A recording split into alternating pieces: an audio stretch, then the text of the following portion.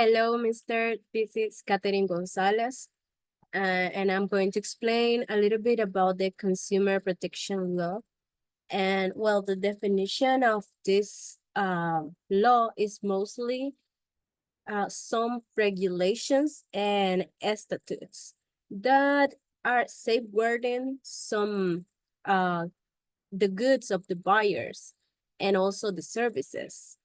And those practices are against what any any bad transaction can be done, like it's against any deceitful or fraudulent activities.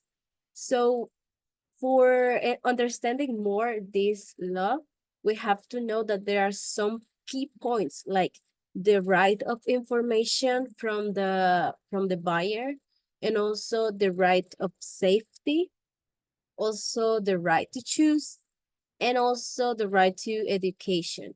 Those are basically some elements that ensure that the consumers are provided with accurate and complete information. That is mostly from the right information, the right to information. The consumer has to be already acknowledged of what they are buying. Then we have also the right to safety. It means the protection against products that are hazardous or health for life. And also we have the right to choose, which is the access to a variety of quality products and services. And also the competitive prices. So they can choose either whatever they want or whatever they think it's better to fit their profits or what they have. And also we have the right to education, which means that the consumer has to know and has to be informed of the decisions that they have to do. Also, they have to know all the legal process that they have to go through when they are buying something.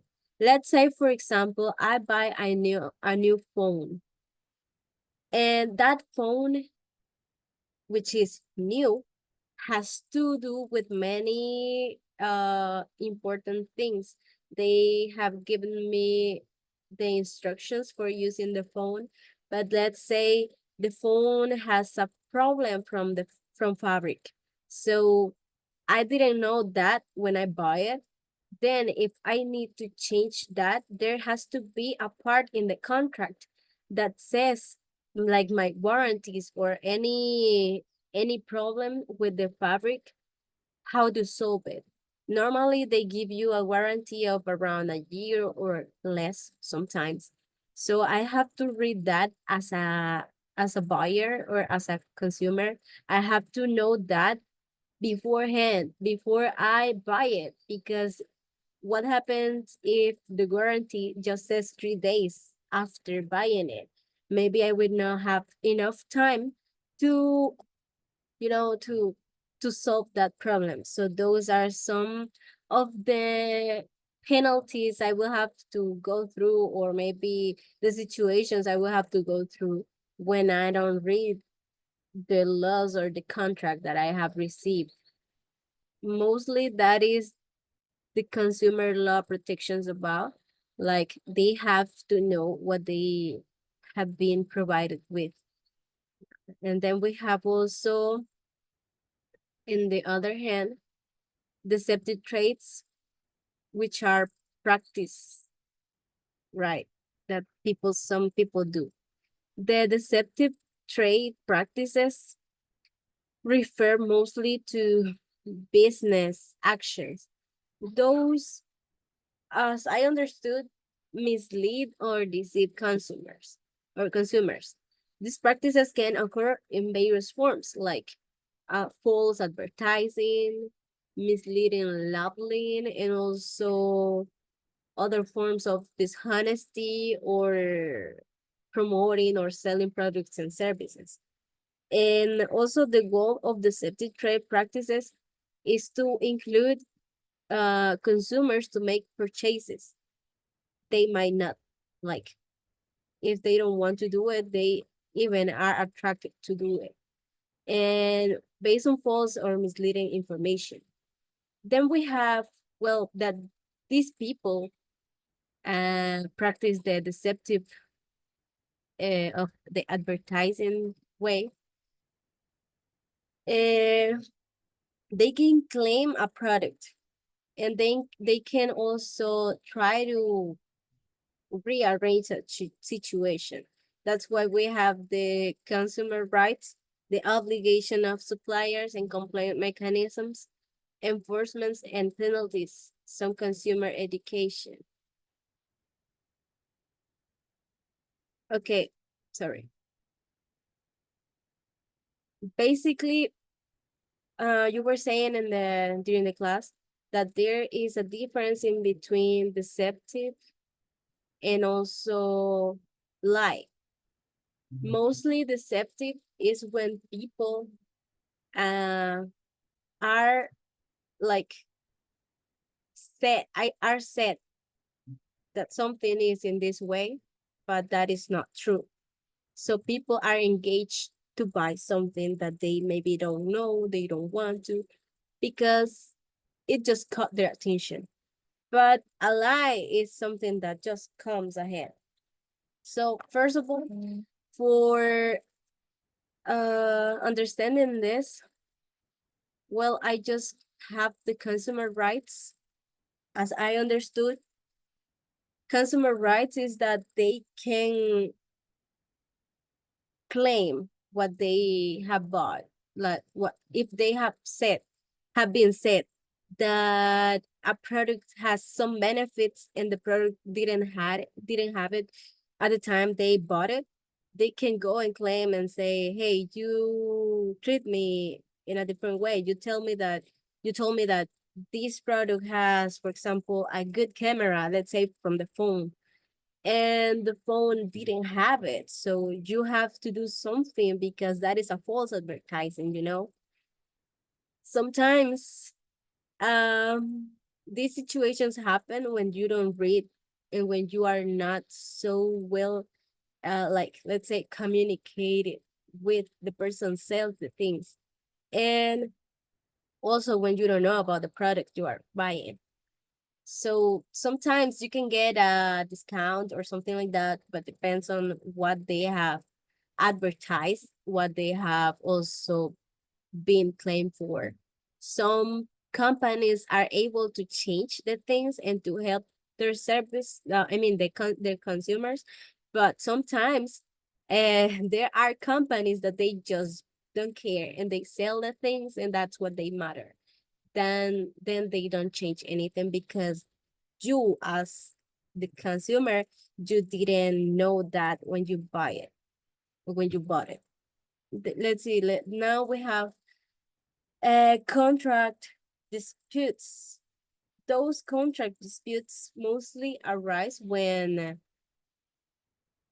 there is a party and another party which have an agreement, and then there comes a disagreement. That's the dispute. When there comes a disagreement, and it comes in terms of performance or interpretation of the contract. Those can occur at any stage of the contract life cycle, from formation to execution to termination. Common causes include breaches of contract, misinterpretations, or contractual obligations and disagreements over contract terms. Okay, we have some examples for that. Like I can say, a construction company, let's say, agrees to complete a building in a period of time, let's say in a month. So they failed to meet the deadline without a valid reason. And there comes the dispute. The client may sue the construction company for damages resulting from the delay, or maybe just for not doing the things on the period of time they have said.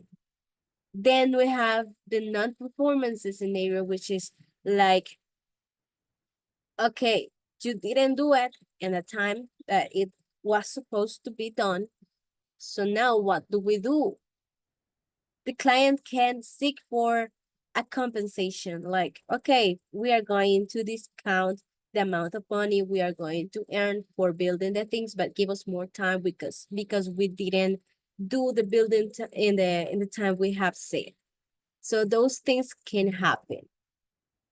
Then, well, basically, in resolving contract disputes, parties may use various methods. Like there can be different ways of negotiation, mediation, and litigation depending on the nature or the dispute and the terms of the contract, you know.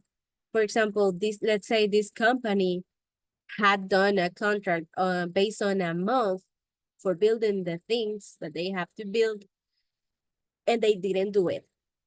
They had a mis solving or misleading of their contract. They didn't do the things ahead in the time they were supposed to. But now what you can do if you don't want to be like so bad, you can just, you know, go ahead and talk to your to the people or the customer and say, hey, I'm sorry, we had a fail to the contract. We know that. We assume the responsibilities, and we are going to charge you less money than we have been done, right? In order to not affect the consumer, but also to solve the situation or to solve the problem. So those are some ways that the parties can come and do a situation different. At the end, well, what I understand is that the contract is really important for every situation in life. Even if you're going to get married, even if you are going to set a party, or let's say you are going to buy something, you need to read the contracts because those terms are really important in order to go ahead and not expect to have problems. If you expect to do things in a good way, you have to just simply go and follow the contract as it says. But if you don't read it, if you don't know what you have signed, you can go through many difficulties and even legal procedures in order to find a way to solve it. But it's it's better if you read the contracts ahead. So that is basically my video about. Thanks a lot.